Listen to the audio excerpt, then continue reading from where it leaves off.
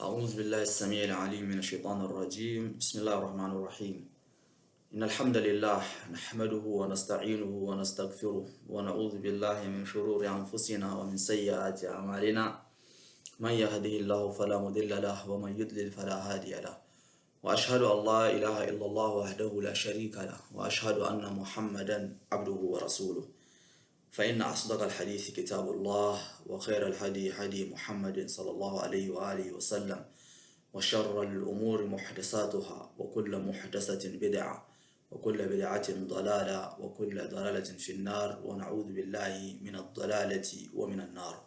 أما بعد، السلام عليكم ورحمة الله وبركاته إخواني وأخواتي في الله. الحمد لله رب العالمين. Nous voudrions, Inch'Allah, faire un bref rappel sur les événements actuels qui concernent les musulmans particulièrement.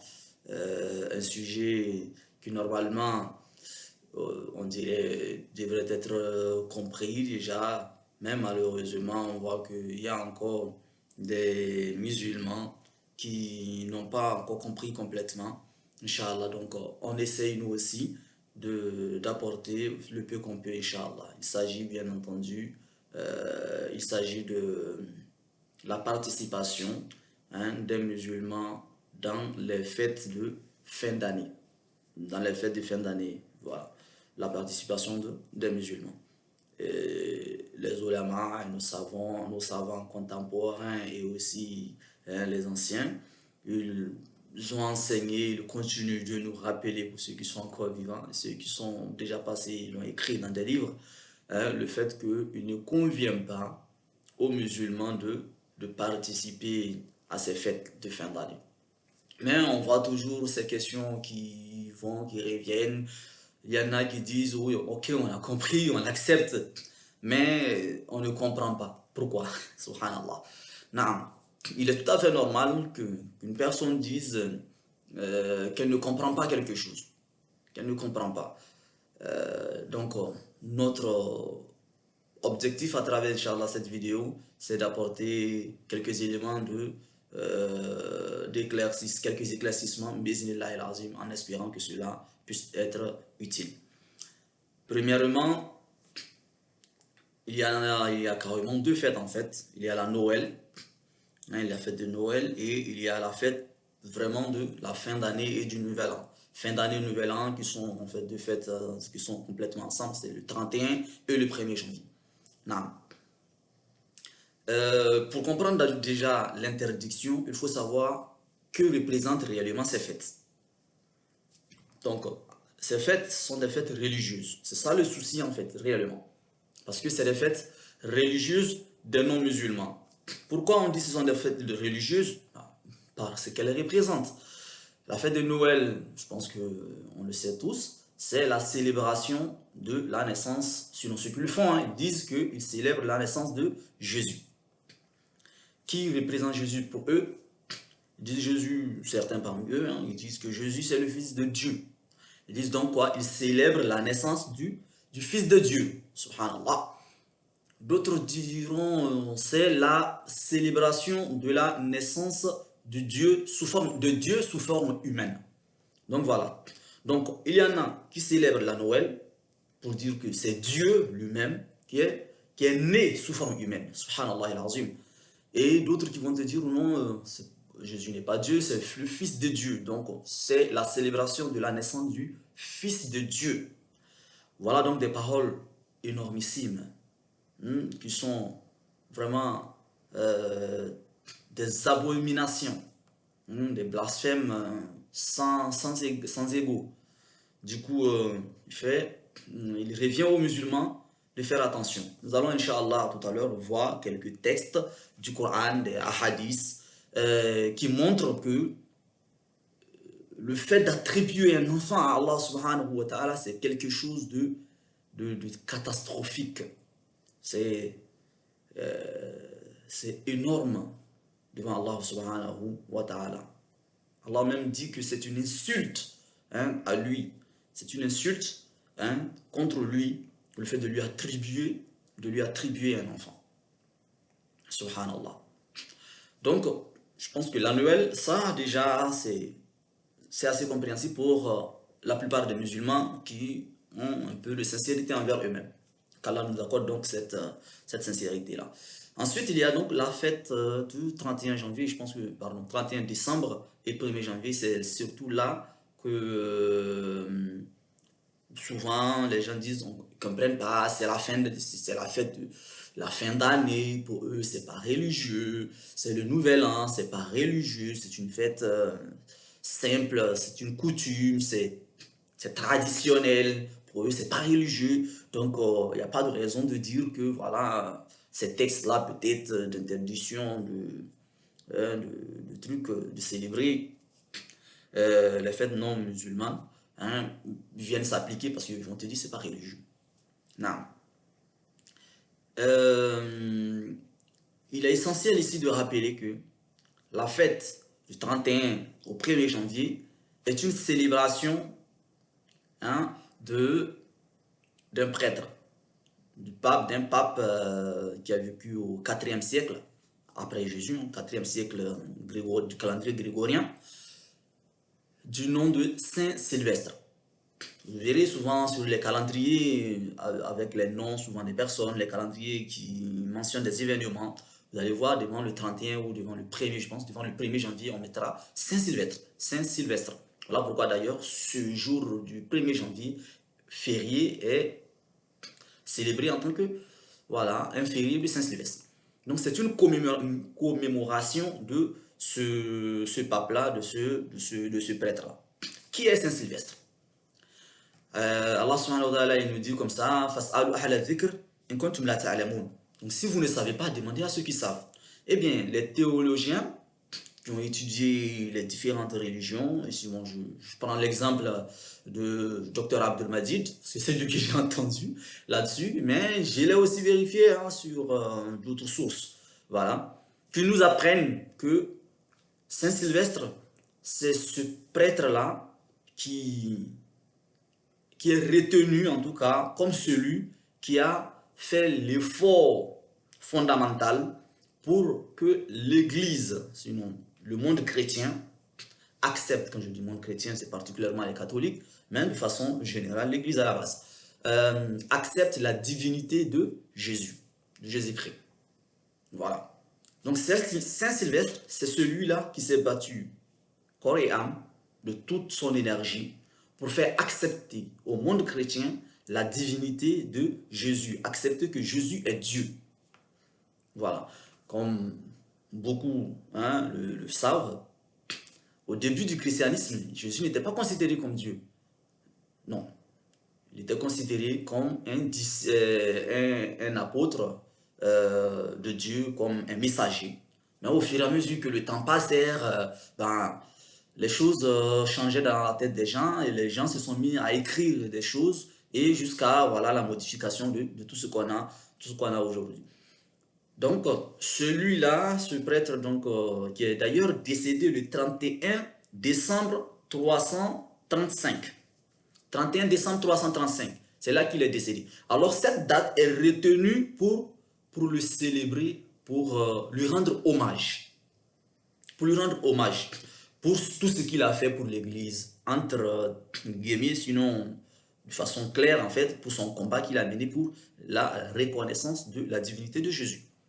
Alors, cette donc fête du 31 au 1er janvier est une commémoration, est une célébration d'une personne qui s'est battue pour la reconnaissance de la divinité de Jésus. Donc, autrement dit, c'est une célébration de la divinité de Jésus. D'une manière ou d'une autre.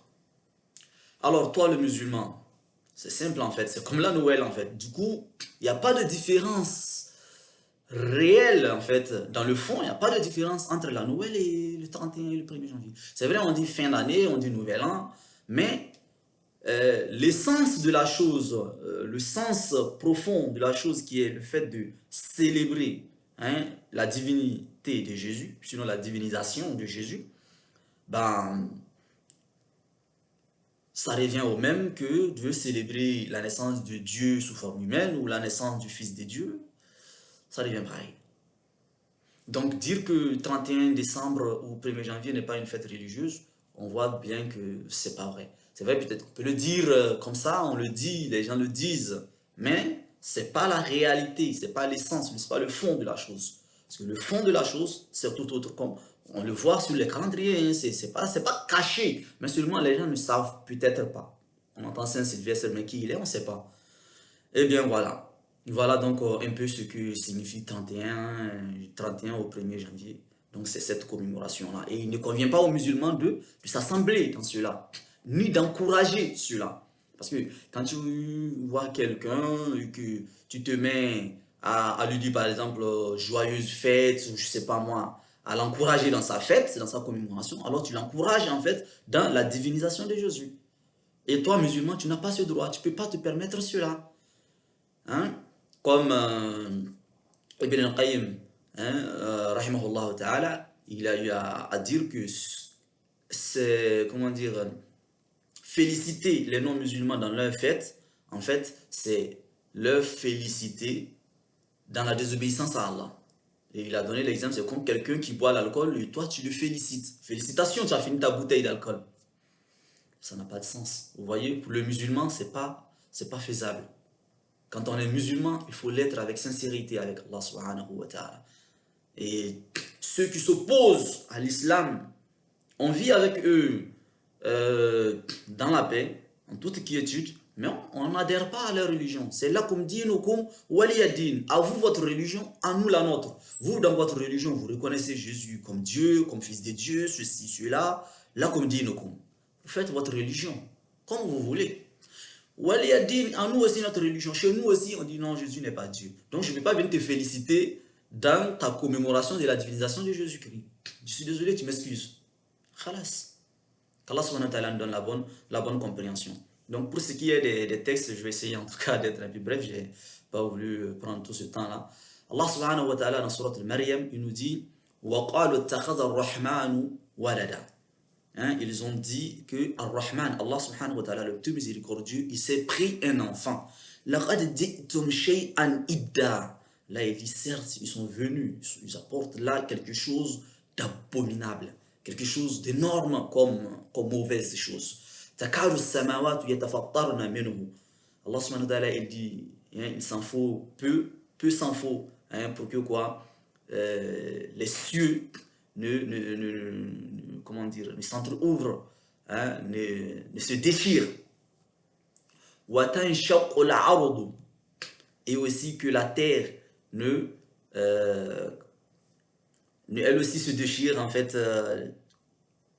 s'ouvre, je sais pas trop, avec la langue c'est un peu plus facile, Inch'Allah, barakallahu fikum. Et Allah subhanahu wa ta'ala dit aussi que les montagnes ne s'écroulent. Il s'en faut que peu. À cause de quoi? À cause de cette parole. Même Allah subhanahu wa ta'ala. À cause de cette parole, le fait d'attribuer à Allah un enfant, hein, Allah subhanahu wa ta'ala il dit il s'en faut que peu pour que les cieux ne s'éclatent, que la terre ne se déchire, ne s'entre-ouvre, que les montagnes ne s'écoulent. Juste à cause de quoi? La gravité de cette parole d'attribution à Allah subhanahu wa ta'ala un enfant. Allah subhanahu wa ta'ala il continue et dit Anda rahman walada. Allah subhanahu wa ta'ala dit parce que quoi? Les hommes, les gens ont quoi? Ont attribué à Allah un enfant. C'est pour cela que toutes ces catastrophes-là risquent d'arriver. Sinon, sont sur le point d'arriver à cause de la gravité de la parole. Allah subhanahu wa ta'ala il n'appartient pas au tout miséricordieux, lui Allah azza wa jal, de quoi? D'avoir un enfant. In kullu man fi samawati wal ardi illa ati ar-rahmani abeda. Allah subhanahu wa ta'ala il dit non, que tous les créatures qui sont comment dire dans les cieux et sur la terre, hein, illa ati ar-rahman, ils viendront devant Allah subhanahu wa ta'ala le jour de la résurrection qu'en tant que serviteurs. Allah subhanahu wa ta'ala il dit tous les créatures dans les cieux et sur la terre seront le jour du jugement devant Allah en tant que les serviteurs. Donc pas en tant qu'enfant. Allah subhanahu wa ta'ala n'a pas d'enfant dans le sens, hein, comment dire, propre du terme. Non. Allah subhanahu wa ta'ala n'a pas d'enfant. Comme il a dit clairement, aussi fait surat al-Samad, surat al-Ikhlas, afwan, surat al-Ikhlas, Allah subhanahu wa ta'ala, il dit quoi? Qul huwallahu ahad, Allahu samad, et il dit lam yalid wa lam yulad. Lam yalid, lui Allah, il n'a jamais enfanté, wa lam yulad, et lui aussi, il n'a jamais été enfanté. Ça, c'est une double réponse. Lorsqu'il dit il n'a jamais enfanté, pour dire il n'a pas d'enfant, Jésus-Christ n'est pas son enfant, dans le sens propre du terme. Et lui, Allah, il n'a jamais été enfanté. Pour répondre encore à ceux qui vont dire que non, Dieu est né comme humain. Allah dit, lui, personne ne l'a jamais mis au monde. Jamais. Donc c'est clair. Alors le musulman ne peut pas adhérer à ce genre de choses-là. Et on verra aussi, le prophète sallallahu alayhi wa sallam l'a dit. Celui donc qui va adhérer à un peuple dans une pratique de shirk, sinon dans ses pratiques de désobéissance à Allah subhanahu wa ta'ala, il sera réveillé comme faisant parmi de ce peuple-là. Tu ne peux pas dire que tu es musulman, mais en même temps tu fais du shirk à côté, ou bien en même temps tu adhères au shirk, à l'associationnisme de ceux qui associent autre chose à Allah. Si tu adhères, eh bien, toi et eux, vous allez vous réveiller ensemble. Allah subhanahu wa ta'ala va te réveiller parmi ceux-là, parce que lui ne va pas te reconnaître. Non, Allah subhanahu wa ta'ala, il souhaite quoi? Al-ikhlas. Wa ma umiru illa liya'budullaha mukhlisina lahu-d-din. Allah subhanahu wa ta'ala, il dit, par la maison, il nous a été ordonné que quoi? Que d'adorer Allah subhanahu wa ta'ala mukhlisina lahu-d-din, en lui vouant un culte exclusif. Donc tout ce qui est culte, c'est pour Allah subhanahu wa ta'ala. Et on ne doit pas donner à Allah des associés. Il est rapporté par Abu Huraira, عن أبي هريرة رضي الله عنه أن النبي صلى الله عليه وآله وسلم قال que le prophète صلى الله عليه وآله وسلم a dit que قال تعالى que Allah subhanahu wa ta'ala a dit كذبني ابن آدم, le fils d'Adam a démenti. وَلَمْ يَكُنْ لَهُ ذَلِكَ, et il n'appartient pas au fils d'Adam de me traiter de menteur. Subhanallah, la ilaha illallah. وَشَتَمَنِي وَلَمْ يَكُنْ لَهُ ذَلِكَ, et il dit le fils d'Adam m'a insulté. Inna lillahi wa inna ilayhi raji'un. La hawla wa la quwwata illa billah. Là il dit que nous les hommes, nous l'avons insulté. Il dit وَلَمْ يَكُنْ لَهُ ذَلِكَ, et il n'appartient pas au fils d'Adam de m'insulter. Allah subhanahu wa ta'ala, il continue donc dans ce hadith au Qudsi. Il dit فَأَمَّا تَكْذِيبُهُ إِيَّايَ فَقَوْلُهُ. Il dit, mais et en ce qui concerne le démenti dont il m'a fait, c'est lorsque donc il dit à mon sujet لَنْ يُعِيدَنِي كَمَا بَدَعَنِي. Il dit que nous ne serons pas capables de le ramener, de le recréer comme nous l'avions fait auparavant. Que Allah, l'homme, ceux qui pensent que Allah ne sera pas capable de nous redonner vie comme nous le sommes aujourd'hui. Ceux qui pensent, Allah a dit, ceux-là ils m'ont démenti, parce qu'Allah a dit lui il va faire, toi tu dis non, c'est pas possible. Allah a dit, donc nous on dit Allah, ceux qui le disent qu'Allah a été menteur. وَلَيْسَ أَوَّلُ الْخَلْقِ بِأَهْوَنَ عَلَى مِنْ إِعَادَتِهِ. Allah subhanahu wa ta'ala, il dit, mais n'est-il pas plus facile de recommencer, de redonner vie à quelque chose que de l'inventer au tout début? Est-ce que quelque chose qui était là, qui existe, peut-être juste tu vas, peut-être il dort, tu le réveilles, est-ce que c'est pas plus facile que de l'inventer au tout début? Ben, réparer quelque chose qui est gâté, c'est pas plus facile que de l'inventer au tout début, hein? Allah subhanahu wa ta'ala dit, en ce qui concerne l'insulte que le fils d'Adam a proféré envers moi, il dit c'est donc sa parole lorsqu'il dit subhanallah. Il dit c'est donc lorsque le fils d'Adam dit que Allah subhanahu wa ta'ala s'est attribué un fils. Allah il dit ça c'est une insulte envers lui. Allah il dit et moi je suis l'unique as-samad, celui vers qui tous les besoins se retournent, c'est-à-dire vers qui tout le monde vient avec ses besoins. Tout le monde a besoin de lui, mais lui n'a besoin de personne. Ça c'est as-samad. Tout ce que nous désirons, c'est à lui que nous devons demander. Ça c'est as-samad. Mais lui, il est quoi? Il est as-samad, il est al-ahad. Il est unique. L'unicité, il n'y a rien en fait avec lui. Allah Azza wa Jal. Lam alid wa lam ulad. Il dit, je n'ai jamais enfanté et je n'ai jamais été enfanté. Jamais Allah subhanahu wa ta'ala le dit. Il dit, wa lam yakun li kufuwan ahad. Subhanahu wa ta'ala nous dit que et il n'y a rien qui lui ressemble, lui, Allah subhanahu wa ta'ala. Il n'y a rien de pareil à lui, Allah subhanahu wa ta'ala. Donc, il ne peut pas avoir un fils, il ne peut pas avoir un semblable. Non, Allah subhanahu wa ta'ala est unique en tout point. En tout point.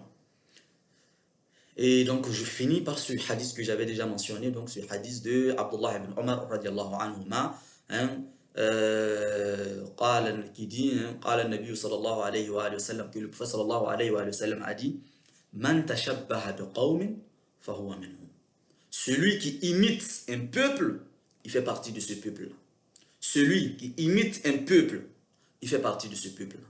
Donc, si le musulman se permet de s'associer avec des non-musulmans pour commettre, dans la désobéissance à Allah subhanahu wa ta'ala, il va se réveiller avec eux. Donc, il faut qu'on soit clair en tant que musulman. Voilà les fêtes là qui sont là. Bon, la Noël s'est passée, bien entendu. Aujourd'hui, nous sommes le 28 décembre 2023.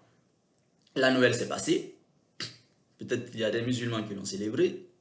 Nous implorons Allah subhanahu wa ta'ala de les guider et de les pardonner, parce que ce sont des musulmans.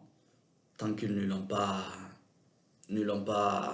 reconnu comme juste, hein, s'ils reconnaissent que c'est pas bien, mais ils l'ont fait peut-être par la faiblesse de l'âme, c'est un péché, nous prions Allah de les faciliter le repentir. Mais il y a là maintenant, le 31 décembre, et j'ai voulu faire cette vidéo en fait vraiment pour cela.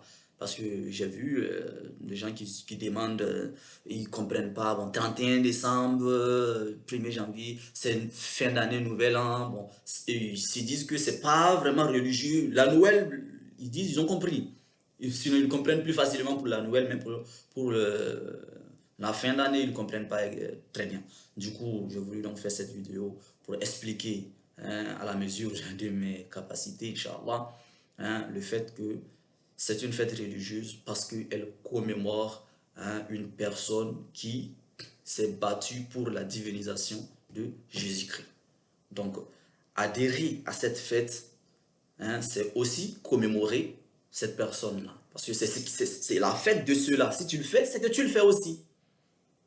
Alors nous invitons, je finis donc par cette invitation, tous mes frères et sœurs en islam, de craindre Allah subhanahu wa ta'ala. Nous ne sommes pas parfaits, aucun d'entre nous ne l'est.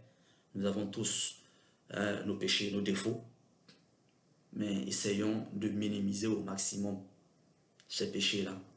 Parce qu'il y aura un jour où les comptes seront faits et Allah subhanahu wa ta'ala n'acceptera pas une personne qui viendra avec le shirk ce jour-là. Et ces fêtes-là, c'est des fêtes de shirk. C'est des fêtes de shirk. Et le musulman ne doit jamais, jamais, quelle que soit la circonstance, de plein gré, se laisser tomber dans le shirk. Tu as toute ta raison, personne ne te menace de mort, hein? On ne t'oblige pas, de toi-même tu t'élèves et tu commets le shirk. Le musulman ne doit jamais, jamais se permettre cela. Quel que soit le plaisir qu'on peut penser trouver dans ces fêtes-là, craignons Allah et préférons prendre le parti d'Allah subhanahu wa ta'ala. Cela est meilleur pour nous. Cela est meilleur pour nous. بل تؤثرون الحياة الدنيا والآخرة خير وأبقى. Allah subhanahu wa ta'ala dit, mais vous aimez la vie présente, vous aimez plus de la vie présente. C'est réel. Nous aimons tellement ce monde. Les plaisirs de ce monde nous attirent. Les plaisirs de ce monde nous attirent. Mais Allah subhanahu wa ta'ala dit, il dit, mais la vie de l'au-delà est meilleure et elle, au moins, elle est éternelle. Elle est sûre. Elle est réelle. Cette vie-ci, quel que soit le plaisir que tu vas avoir, il est juste temporel, quelque temps. 10 ans, 100 ans, 100 ans aujourd'hui. Combien de personnes arrivent à avoir 100 ans? Du coup, craignons Allah subhanahu wa ta'ala à la mesure de nos capacités. Fattaqullaha mastata'tum. Qu'Allah subhanahu wa ta'ala nous guide sans cesser le droit chemin, qu'il nous donne la bonne compréhension de notre religion qu'il nous assiste, qu'il nous pardonne, qu'il pardonne à nos parents, qu'il fasse que nous ainsi que nos parents nous soyons parmi les habitants du paradis Jannat Firdaus.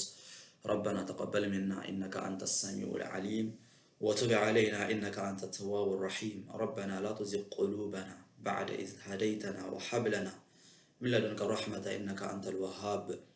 اللهم صل على محمد النبي الأمي وعلى آل محمد كما صليت على آل إبراهيم وبارك على محمد النبي الأمي وعلى آل محمد كما باركت على آل إبراهيم في العالمين إنك حميد مجيد. سبحانك اللهم وبحمدك أشهد أن لا إله إلا أنت أستغفرك وأتوب إليك. والسلام عليكم ورحمة الله وبركاته.